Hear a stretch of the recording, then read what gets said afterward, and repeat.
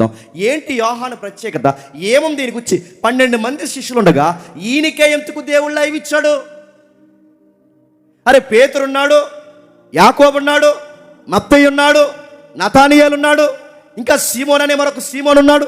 ఇలా రకరకాల 12 మంది 11 మంది శిష్యులు ఉంటే ఈ 12 మందిలోనే యోహానుకే ఎందుకు ఈ ధన్యత ఇచ్చాడు అంటే 12 మందిలో సంథింగ్ స్పెషల్ అన్న మాట. ఈయన 12 మందిలో దేవుడికి చాలా ప్రియమైపోయాడు. ఇందుకే ఏంటి ఈయన గురించి కాస్తంత ఈయన యొక్క డేటా మనం తెలుసుకునే ప్రయత్నం చేద్దాం.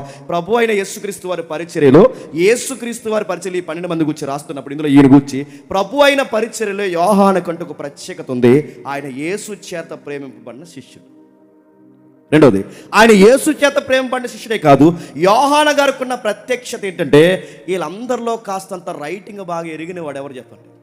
మంచి రైటర్ ఆయన. అంటే బాగా రాస్తున్నాడంటే బాగా చెప్పండి చదువుకున్నాడు. అంటే ఇప్పుడు బాగా రాస్తున్నాడు, బాగా చదువుకుంటున్నాడు అంటే ఇంతకీ ఎంప్లాయ్ లైఫ్ ఏంటి? వీళ్ళకి ప్రత్యేకించి వీళ్ళకి ఎక్కడో ఉద్యోగాలు ప్రభుత్వాల కింద చేయట్లేదు, కానీ వీళ్ళకి ఓన్ బిజినెస్ ఉంది. వీళ్ళకి